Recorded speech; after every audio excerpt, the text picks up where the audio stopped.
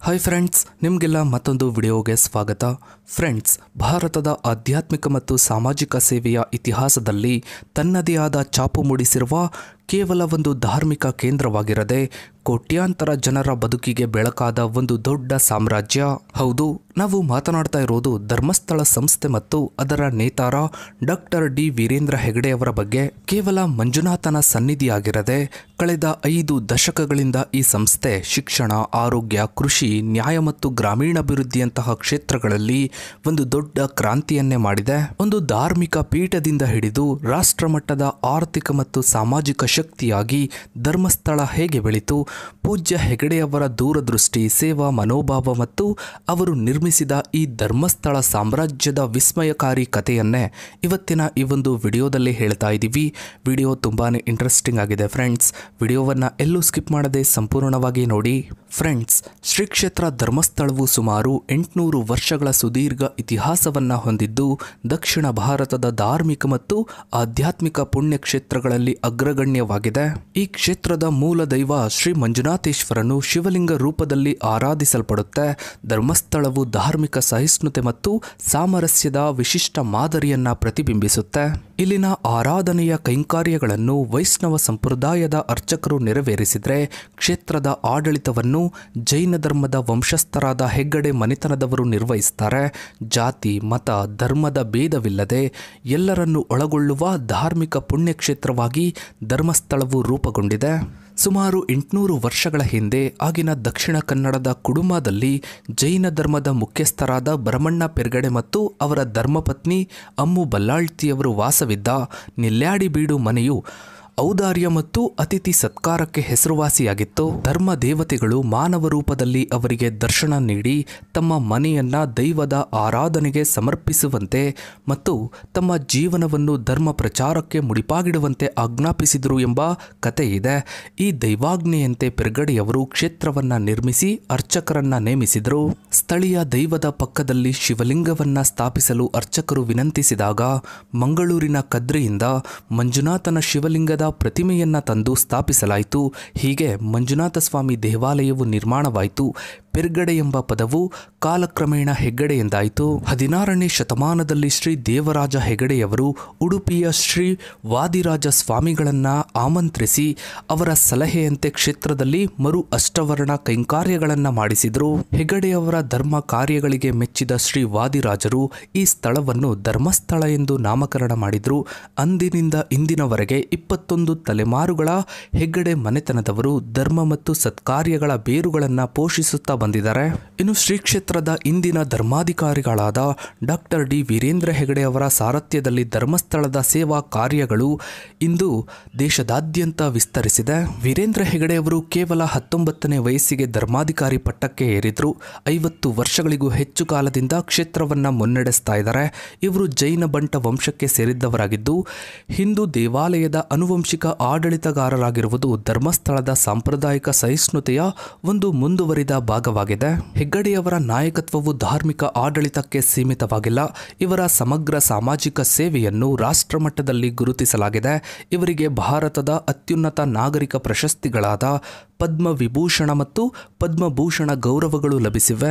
ಇನ್ನು ಕರ್ನಾಟಕದ ಅತ್ಯುನ್ನತ ನಾಗರಿಕ ಪ್ರಶಸ್ತಿಯಾದ ಕರ್ನಾಟಕ ರತ್ನ ಪ್ರಶಸ್ತಿಯನ್ನು 2009ರಲ್ಲಿ ಇವರಿಗೆ ನೀಡಲಾಯಿತು.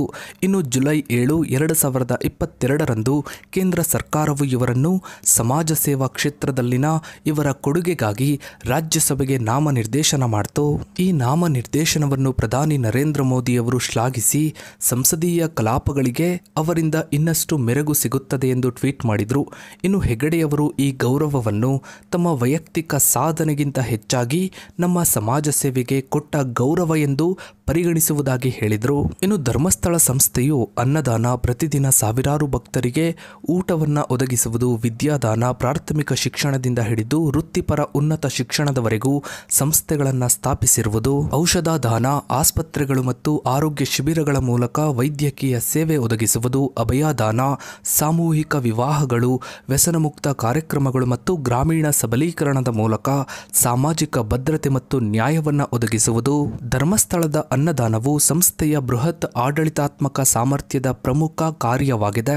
ಶ್ರೀ ಮಂಜುನಾಥ ಸ್ವಾಮಿ ದೇವಾಲಯದ ಆವರಣದಲ್ಲಿರುವ ಅನ್ನಪೂರ್ಣ ಅಡುಗೆ ಮನೆಯು ಭಾರತದ ಅತ್ಯಂತ ದೊಡ್ಡ ಮತ್ತು ಹಳೆಯ ಕುಟುಂಬ ನಿರ್ವಹಣೆಯ ಅಡುಗೆ ಮನೆಗಳಲ್ಲಿ ಒಂದಾಗಿದೆ.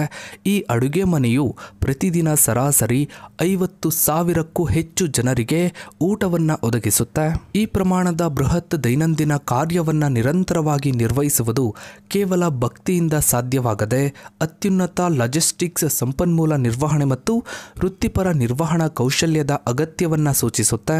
ಈ ವ್ಯವಸ್ಥೆಯು ನ್ಯಾಷನಲ್ ಜಿಯೋಗ್ರಾಫಿಕ್ನ ಮೆಗಾ ಕಿಚನ್ಸ್ ಕಾರ್ಯಕ್ರಮದಲ್ಲಿ ಪ್ರದರ್ಶನಗೊಳ್ಳುವ ಮೂಲಕ ರಾಷ್ಟ್ರೀಯ ಮತ್ತು ಅಂತಾರಾಷ್ಟ್ರೀಯ ಮಾನ್ಯತೆಯನ್ನು ಪಡೆದಿದೆ.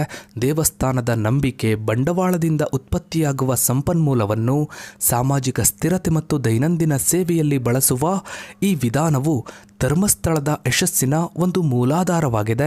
ಈ ಲಾಜಿಸ್ಟಿಕ್ಸ್ ಮತ್ತು ನಿರ್ವಹಣಾ ಪ್ರವೃತ್ತಿಯು ಶ್ರೀ ಧರ್ಮಸ್ಥಳ ಮಂಜುನಾಥೇಶ್ವರ ಎಜುಕೇಷನ್ ಸೊಸೈಟಿ ಅಡಿಯಲ್ಲಿ ಬರುವ ಮ್ಯಾನೇಜ್ಮೆಂಟ್ ಮತ್ತು ಇಂಜಿನಿಯರಿಂಗ್ ಸಂಸ್ಥೆಗಳ ಗುಣಮಟ್ಟದಿಂದಲೂ ಪ್ರತಿಫಲಿಸುತ್ತೆ. ಏಕೆಂದರೆ ಇಂತಹ ಸಂಸ್ಥೆಗಳು ತಮ್ಮ ದೈನಂದಿನ ಕಾರ್ಯಚಟುವಟಿಕೆಗಳಲ್ಲಿ ಉನ್ನತ ಮಟ್ಟದ ಮಾನದಂಡಗಳನ್ನು ಕಾಯ್ದುಕೊಳ್ಳಲು ಶಕ್ತವಾಗಿವೆ. ಇನ್ನು ಅಭಯದಾನವು ಸಾಮಾಜಿಕ ಭದ್ರತೆ ಮತ್ತು ನ್ಯಾಯವನ್ನು ಒದಗಿಸುವ ಆಶಯದ ಮೇಲೆ ಆಧಾರಿತವಾಗಿದೆ.